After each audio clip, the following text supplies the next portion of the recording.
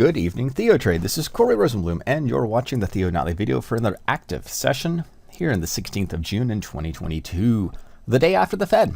So we had the models, we had the probability for a 50 basis point hike. That was a very low probability. We had a higher probability, almost 95%, for a 75 basis point hike, and a small probability for a full 1% hike in the Fed funds rate. It was 0.75. The odds-on favorite was the outcome, and the equity market has responded. It was a little bit confusing right after the Fed and the press conference with Jay Powell that the market rallied as strongly as it did, but things are starting to make a little more sense, at least logically, in today's session with a continued sell-off. So as we are viewing the video right before the market close, the S&P is down 3.6%. Nasdaq is down 4.5%, 500 points in the Nasdaq, 800 points in the Dow, and just about that Russell, which has been the weakest index all day long, is pressing up against that down 5% in one session. Outside of that, crude oil, which is an inflation-sensitive commodity, has been on the buy side, is and was a pullback play down from that 121, 122, but has since rallied and is up, at least at this point, about 2% on the session, along with gold. So these are the big picture plays, and we see this on the short-term hourly chart and the mean reversion, those low to high, high to low, and the trades coming off of that in the gold market. Same within the ETF, GLD, which has similar trade setups. And we'll also take a look at the bond market, which I like to view and trade through TLT. TLT being the ETF for the general longer dated bonds. But in the ZN, which is our 10-year treasury note, and within that, we can see TNX, and TNX is the yield. So we are in the same environment where inflation is a concern, yields are rallying, or yields are rising. The Fed is behind that, as is general inflationary pressures. And of course, the bond market is on the sell side. So a little bit of a disparity between the ETF and the futures contracts. A little cautious in that world. So where are we now? What is going on? Well, let's pull the perspective up to our weekly chart. And we'll take a look at the individual equity futures and the plays. So we've had this drop zone. I've discussed this many times about the drop zone beneath 4,200. And that drop zone could take us very quickly toward 3,500. It may have seemed a little difficult at the time to perceive how far the market can go, but nonetheless, that downtrend continues, inflationary pressures continue, and rates have been increased. So we are in a very, very difficult spot for the economy, and it's a very slim margin of error.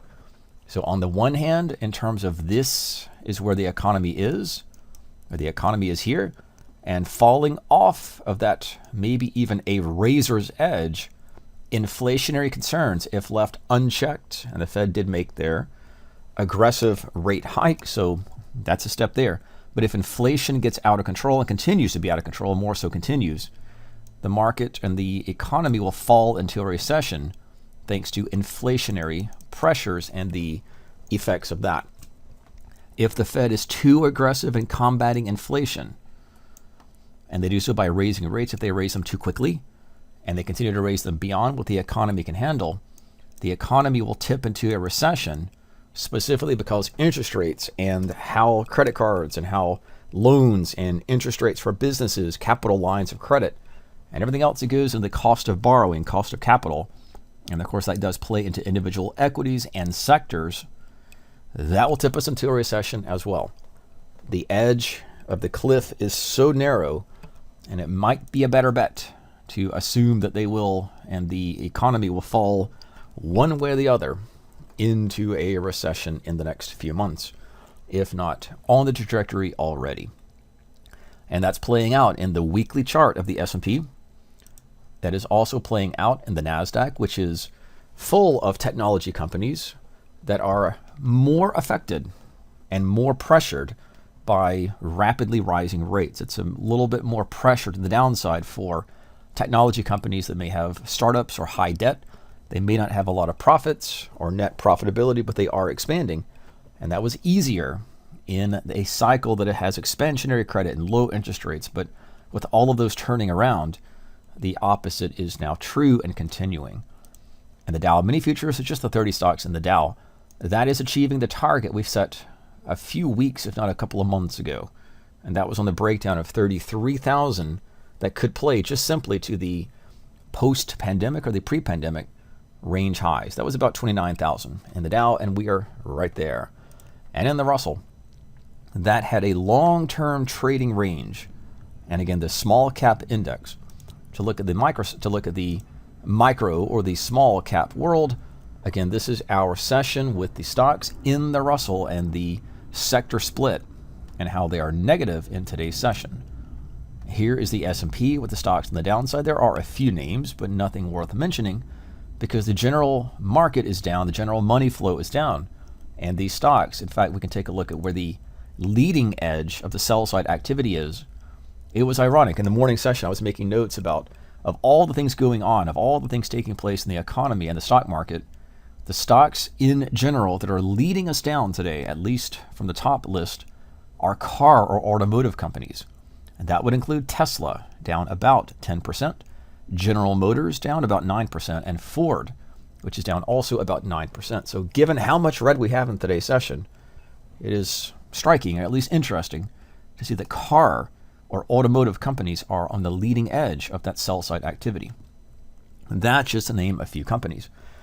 In the broader sense of the sectors, we group stocks into sectors, for example, energy or information technology, healthcare, financials, etc. The leading sell side is in energy. And that has been one of the strongest names that is getting a rapid readjustment. And that's at the same time crude, which is typically trading in lockstep or similarly to the energy stocks.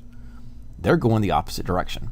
So crude being up 2%, and the weakest sector is the broader stocks in the energy sector, which we can trade through XLE.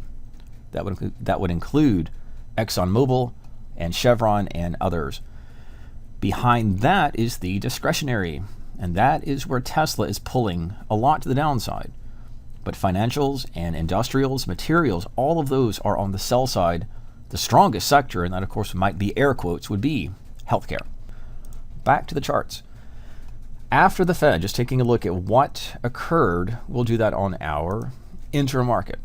So this is an hourly chart. We'll put this all on the same viewpoint. So think about the Federal Reserve. And the Federal Reserve raised rates 0.75. And how did that play, or money flow, how did money flow play across the broader markets? So in the S&P futures, we had that rapid relocation of risk and prices to the downside. That was where they were betting or rapidly readjusting to the reality that inflation is bigger than expected. They will have to act more aggressively, and they did. Again, it was strange from a psychological standpoint to see the market rally as much as it did on the actual announcement. It makes more sense if the stock market down at these new lows, given that rapid readjustment or the rapid increase in inflation or in the interest rate, and how that will play throughout the remainder of the economy, and the fact that they will be raising rates most likely at a similar pace in future meetings. But crude had its initial sell-off, but is getting a strong reversal in today's session here on Thursday. Gold is getting its own rally reversal back up, and then the bond market, again, which had a rapid sell-off, it's roughly unchanged and a little up, similar to crude oil in the broader sense. Now back to our scan, and I like to look at the scan of stocks that are making new 52-week lows. Before we look at that, we'll take a look at one name, just making sure that we get this on the video before. We'll have Adobe, and Adobe will report earnings after the bell. It's the only stock out there that has earnings, and this is our near day expiration. That's 185% or 84% implied volatility, which means an expected or implied earnings-based move of roughly $29 up or down. So that may be something to watch if you have positions, if you're playing into Adobe, or if you have any particular type of earnings trades. So again, $29, let's just go 29 up. The way the logic would play is that could be, and we'll leave this on the grid, up to that level into $3.90 per share, and $30 down, $29 down, that could take it into about $3.30. So those are the earnings-based expected move levels at the moment before earnings are reported in Adobe. So that's something to watch amongst all the other things taking place in the market. And now back to our stock list. So this is just a simple scan of stocks that are making new 52-week lows, and the logic here is that which is weak does tend to get weaker, and that will be off of the scan here. And just a quick note at some of the top of the list names sorted by market cap.